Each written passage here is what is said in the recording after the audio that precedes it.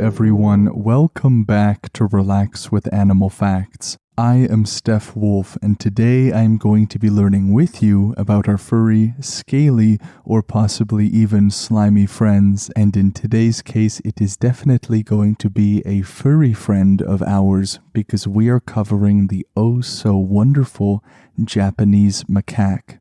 This is a very special listener episode dedicated to Mia. Thank you so much for taking the time to write in, and I hope you enjoy your very own episode. To request an animal, you can just go to relaxwithanimalfacts.com and click on the Animal Request tab. For one extra exclusive episode a week, and to vote on which animal we cover next once a month, you can go to patreon.com/relaxwithanimalfacts or just click the link in the description.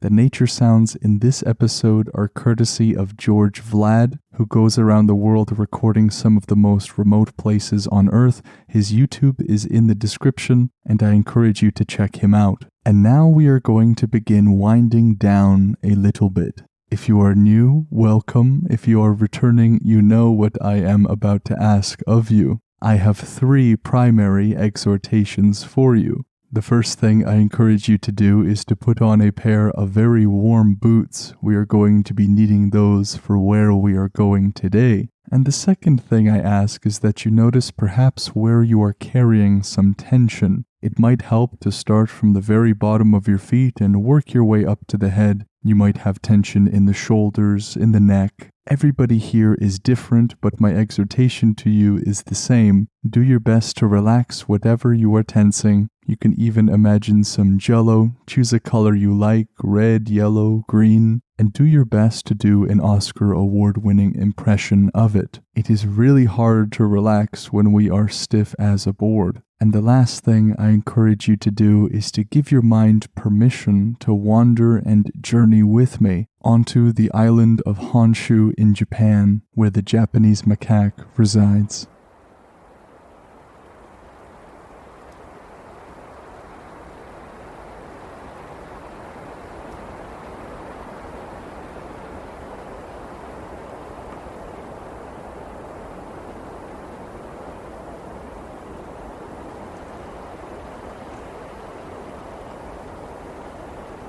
We have been to Japan a couple of times on the show, and today we are entering some of the snowy environments that Japan has to offer. And what we are looking for here on this Japanese island is a monkey. It is possible that you, like myself, did not know that there were even any monkey species in Japan. The Japanese macaque is the only native monkey species found in Japan, but they are also the single only monkey species in the world that are found this far north.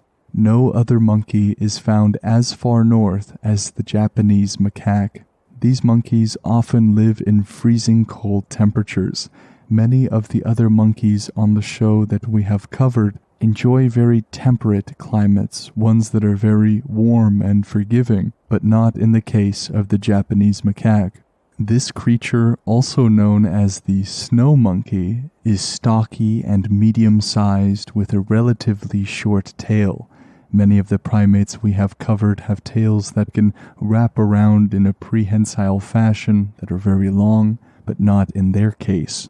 The male macaques are going to be about twice as large as females, making them quite easy to identify. Males will average about 22 inches in length, which is around 57 centimeters, and 25 pounds, just over 11 kilos in weight. The females will average 20.5 inches, or about 52.3 centimeters in length, while being around 18.5 pounds, or 8.4 kilos in weight. Their tails are going to add an extra 2.5 to 4 inches, about 7 to 12 centimeters. They will live from between 22 to 27 years, though the highest recorded age was of a wild female that lived to the age of 32. If you have not already indulged your curiosity and searched up an image of them, I can do my best with the help of these articles to describe them for you. Sometimes it's a fun game to see how well you are imagining what the real thing looks like. Once you Google image search them, you can compare what did you have in your head versus what does it really look like. In the wintertime, they will have a very heavy coat that acts as an insulator. Given their environment and how cold and snowy it is, an insulating coat of fur is just what they need. They have faces that are absent of fur, just like us, and they have expressive eyes just like many other monkey species we have covered already. They have pouches in their cheeks that they will be using for food storage, a very important mechanism for the harsh climate of this Japanese island. As they grow older, their faces and their bottoms will become red in color.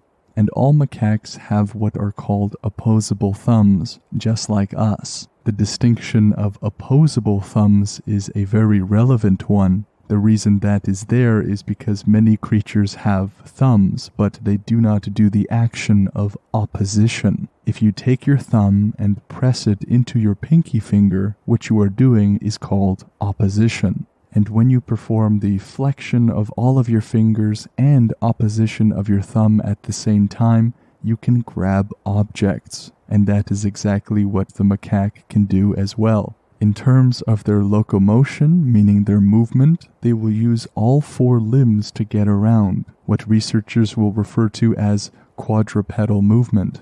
They do have the ability to walk on their hind legs. They are not anatomically restricted in that way, but they will only do it if they are holding something in their forelimbs, for example. Now, it is important to consider that while we are here in the snowy parts of this Japanese island, the Japanese macaque is found on a few different Japanese islands, and there are great variations in their latitude and altitude, and because of these variables, this creature will live in a variety of habitats. And so, for example, the southernmost end of their distribution will include habitats of subtropical forests and other similar temperate areas, while in its most northernmost ranges, they will be in subarctic forests. And between these two extremes, there are both the warm and cool temperate forests. The highest elevation where Japanese macaques have been found is 3,180 meters high, or about 10,433 feet. And in these high altitude or latitude areas, the snow is often very deep, having been recorded to 2 to 3 meters deep during the winter time.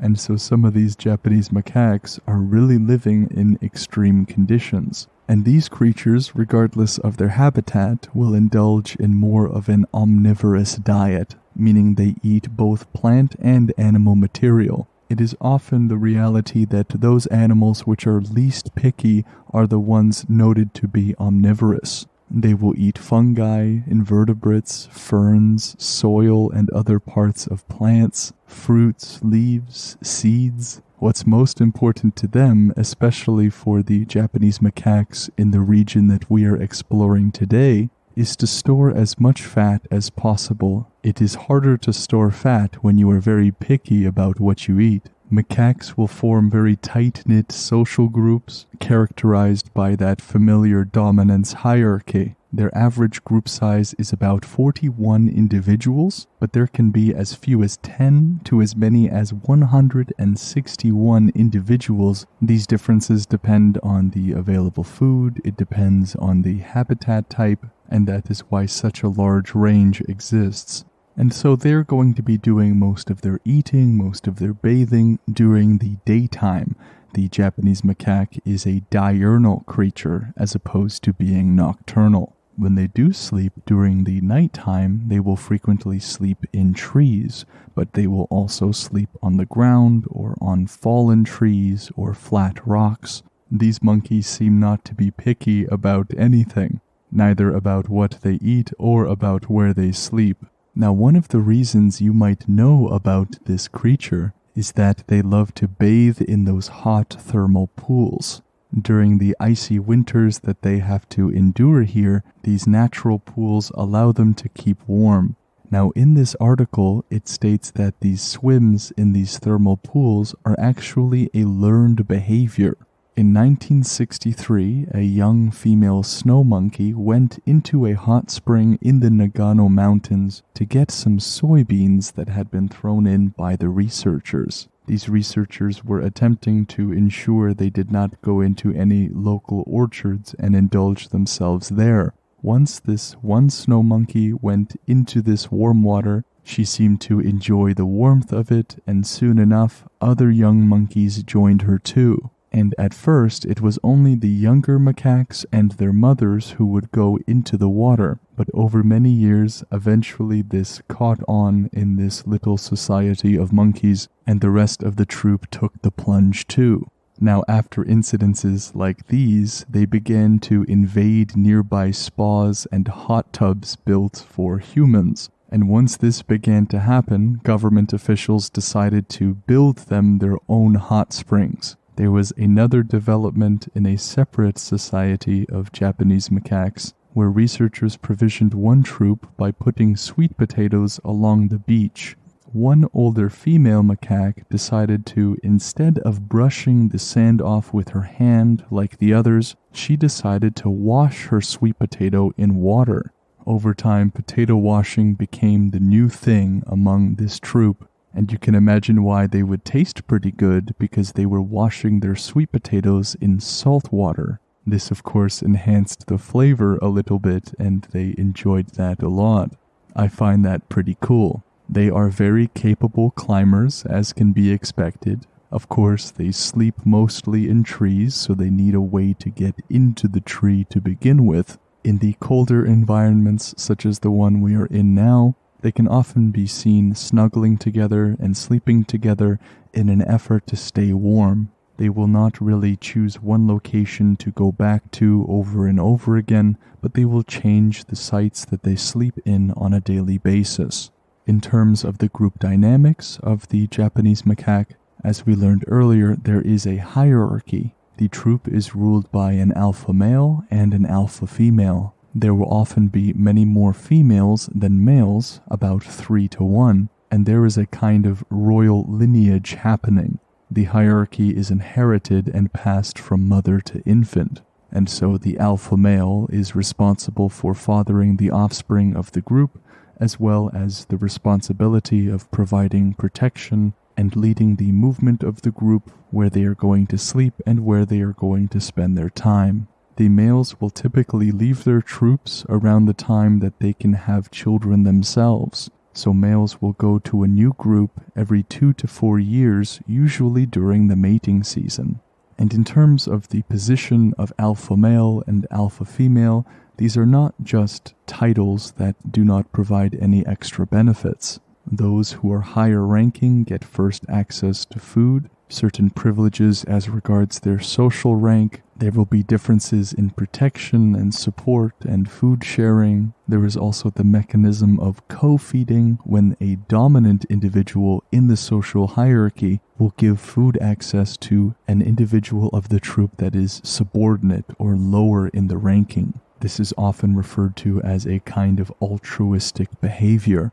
The younger macaques will spend a great deal of their time playing together. This includes familiar activities to us, like making snowballs and rolling them along the ground to make them bigger. They seem to do this just for the fun of it. And seeing as they live in these large groups, they are obviously quite social animals, and they have many different vocalizations that they utilize to communicate with one another. Researchers currently have 6 documented categories of vocalizations. These categories are peaceful, aggressive, defensive, and warning. The other 2 vocalizations are specific to the infants and to females. And now let us go to the name of the animal. And so the name macaque is used to describe an East Indian monkey, and it began to be used in that way in 1757. Unsurprisingly, it comes from the French word macaque, and that is an import from Portuguese macaco, which means monkey, and that is actually a Bantu word that was brought from Africa to Brazil. So our English descriptor actually comes from a Bantu word. And now let us move on to the review portion of the show. This review was written by Kieran, who wrote all the way from the United States of America, and Kieran writes, "Beach sounds did the trick for a long time until I saw a sticker of the podcast and a friend explained it, and now I religiously listen to it while trying to sleep." Thank you, Kieran, for taking the time to leave this review. I am so happy that you enjoy the show and that you happen to stumble upon it by a sticker. I'm so happy that you can join me every week, and the same goes for all of you listening. If the show helps you at all, leaving a review is one of the biggest things that you can do. It helps the show get better, it helps more people find it, and so I appreciate all of your reviews. To request your very own animal for a future episode, you can do so by going to relaxwithanimalfacts.com and clicking on the Animal Request tab. If you would like to reach out to me for any other reason, you can do so by sending an email to relaxwithanimalfacts@gmail.com or by going to the Relax with Animal Facts Instagram page and sending a message there.